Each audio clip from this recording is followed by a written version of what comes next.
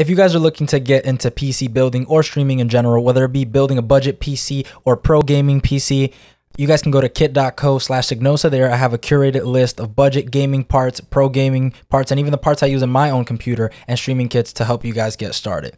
But without further ado, let's hop right into the video. What is up, guys? My name is Sygnosa, aka the Nosa, back at you guys with another video. Hope you guys are having a fantastic day. Today's video is going to be a little bit more on the keyboard side. If there's any of you guys looking for keyboards to better enhance your gaming setup, or you were looking into keyboards hands down, this is a keyboard that's a little bit on the expensive side, but it's a keyboard that I actually recently got. My girlfriend got it for me. Been using it for about 3 months now to a week. I said 3 months now to a week. Wow. 3 weeks to a month now, and I've actually fully enjoyed this keyboard. I feel like Logitech did a really great job, and I want to get right into details, right in depth on some of the features and stuff that you guys are gonna like. So let's get right into it. All right, hopping right into it. The keyboard that I'm actually checking today is a keyboard that's no other than the Logitech G915 mouse. It is a wireless keyboard right here by Logitech. Look at it shining its rainbow sexiness. I don't think the camera is gonna focus very well on it. I don't know if it is, whatever. You guys get the point. Wait, maybe there. Yeah, whatever. But it is a full keyboard with a number pad and everything, fully customizable RGBs, and the things that you can do with this are absolutely amazing. Like, literally going into the software, you can customize macros, you can customize coloring, you can customize game mode specifically for each game that you're playing, because this has like about 4 different modes that you can put it to, and for each of those modes you can actually customize each individual keys as well as macro keys. Scroll wheel, it holds charge like a champ, and I'm really gonna go deep into details with this. So let's get right into the software so I can show you guys all the nitty gritties about the keyboard that you guys can get into, as well as the way that it charges, and the way it connects to the computer. All right, so let's get right into it.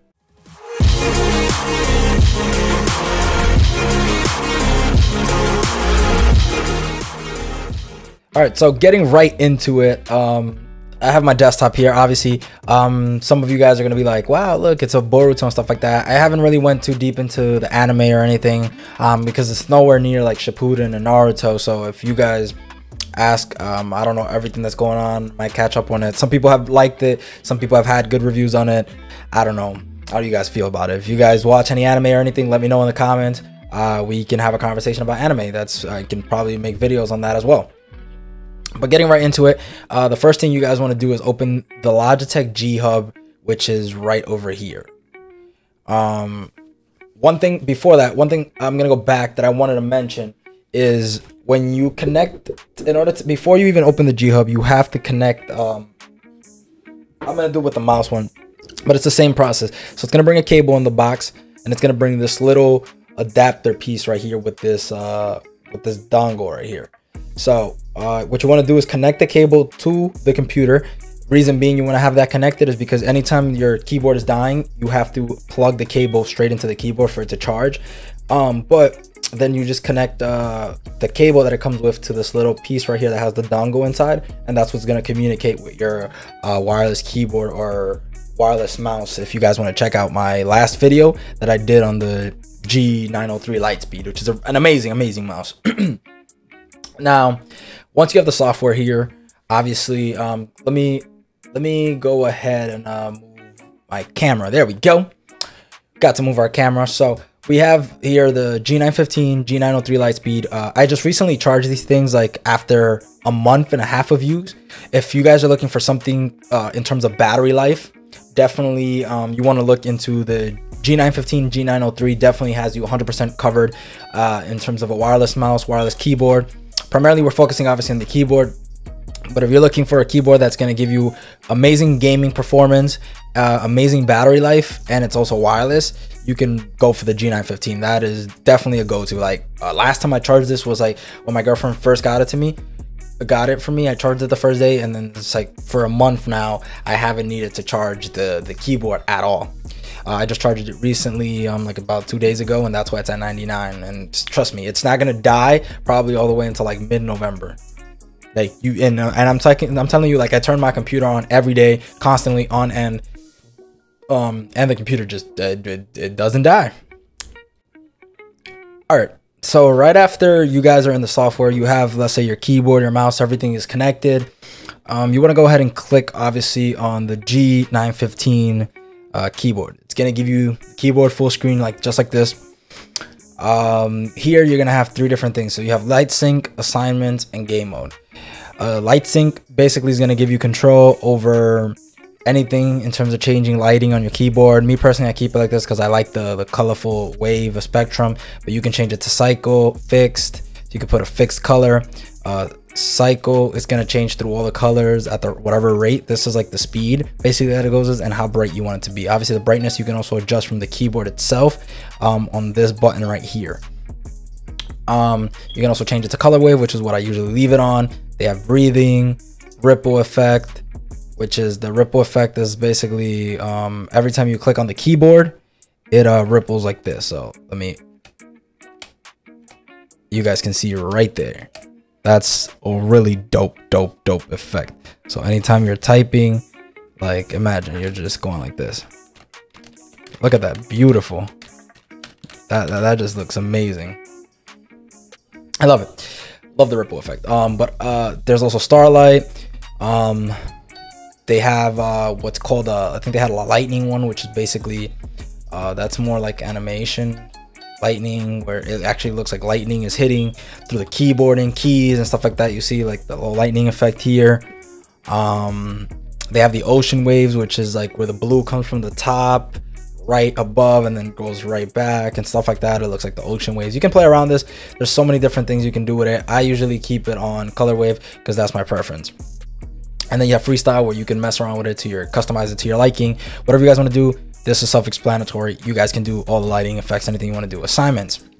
Now this is where you become you go into detail. So here you have three different modes, which is M1, M2, and M3. So those are three presets that you can assign to your liking. So let's say my M1 is whenever I'm playing Call of Duty Warzone. Then whatever keys you set here, when you press M1, they're gonna have your Modern Warfare. I'll say Modern Warfare. Your Warzone basically playlist. So your button, that layouts and everything you use to play Warzone are going to be in M1. If I play Fortnite as well, M2, I have my configuration of my keys for Fortnite. So once I hit M2, I know for a fact my keys are programmed to the way I would use them when I'm playing Fortnite, and so on. Same thing with M3. If I'm playing a different game, you do that. And obviously you can change these to whatever liking you want. On top of having M1, M2, and M3, you also have something that's called G Shift. When you have G Shift, that's another mode that you can use to program different multiple keys on the keyboard to your liking. So now on default, let's say you're in M1, you have your commands, your keys, your actions, your macros, and your system. So commands are basically, it's letting you know everything that's by default on what everything is. Now you don't have to keep this the same. Usually you don't mess with commands as much. What you're really going to be messing is with the keys. So right here, as you can tell, F1 is G1, F2 is G2. Those are the macros that are on the left side of the keyboard. You can program those to whatever liking you want. So let's say I want G1 to basically press control. I can basically hit control right here and then hit the key that I want. Let's say, oh wait, my bad. I can basically hit since it's already programmed to F1, basically you would click on whichever thing that you want, and then right next to it you would press the key that you want to assign to it. So then basically you can search for a command, however you want to do it, and then you can assign each of these keys, specifically the number 1, the number 2, the 3, 4, whatever. You can assign it to whichever one that you click. So you would click here, you see use default. Once you click on it, you can choose one of these right here. So let's say I wanted this to be G. I hit G, and then it assigns that G1 key that's right over here to G right over there. Now obviously I'm gonna leave it the way it is for F1 right now, back into the default, and that's basically how you would do it. So on here I click F1, it goes back to F1. Same thing, I would hit F2, boom, click whatever key I need, F4, and you can do that for every individual key. These are mainly for like these macro keys that are right here. So there's like macro 1, macro 2, macro 3. But then you have a macro section, so you can create new macros. Obviously you guys aren't, you can also set like actions for specifically for Discord, or if like OBS, if you're going to record, you want to mute the microphone, you want to do anything, these are also stuff that are built into the software. And you know, system, you can also control that. And you're not only limited to these keys right here, you can pretty much do it with the other keys on the keyboard if you want to program some of that. But these are the main programmable keys, those macros on the left. You guys can play with the software, see what you find with it. You can make the lighting match up with whatever game you're playing, etc. Yada yada yada. Then you have game mode. This right here is very great for whoever's intense in gaming. Let's say you're playing any games like Fortnite where you're building a lot, you're playing Warzone, you have to be hitting precise keys, and you're a person that accidentally hits other keys around the keyboard while you're moving, while you're walking.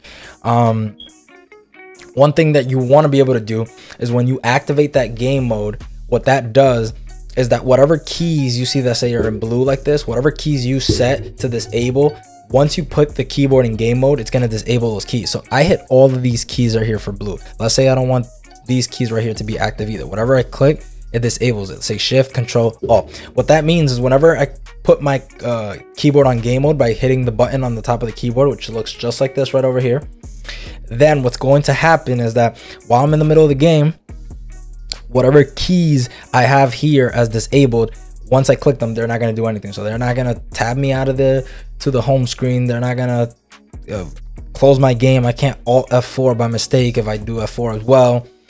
I can't accidentally press the wrong keys. I can literally leave. If you have a game and, like, you know, you get in depth and you know every single key that you're going to use, and you know for a fact you're not using any other keys but the ones that you have assigned for in-game, you can literally disable everything else. So you can't accidentally press anything but the keys that you're using for that game. And that is a feature that's absolutely amazing because it prevents all those misclicks or like messing you up while you're trying to get a precise aim or anything. And you can pretty much do that with any key on this keyboard, anything, any of the keys, enter, shift, whatever the heck you need to program so that you don't press it. You're more than welcome to do that. That's basically game mode. And that pretty much covers like everything in terms of the keyboard, in terms of functionality that you guys can do inside of the software itself. Other than that, I really suggest you guys go out and play with it. It's a really great keyboard. It's full. You also have a scroll wheel here, so when you do that, you guys can see you can increase the volume up and down. You can assign this. You can probably do other stuff with the scroll wheel. I haven't played too much with that. You have some other modes where you can adjust the brightness, game mode, Bluetooth. You mainly want to leave it on light speed mode because that's going to be like for performance, but you can also use this in Bluetooth mode if you want to connect it via Bluetooth. And then you have your macro 1, macro 2, macro 3, and then the macro keys are on the side. You can raise it. The keys themselves are very like flat keys. They're not like super clicky or anything. I forgot. I'm gonna leave below in the description what type of specific keys they are because I don't know off the top of my head which keys they are.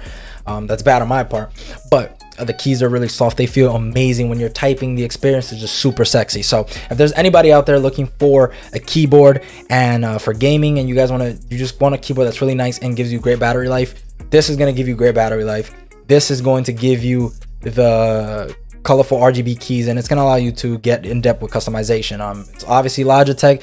Hopefully you guys like Logitech. If you don't have any problems with Logitech, they're a really great company. The only thing is that you are going to be paying a good amount, probably like 200 and something. I'm going to leave the exact price somewhere here on the screen when I mention this, and I'm also going to leave it down below in the description. But it's a great keyboard overall, and I think you guys will really like it.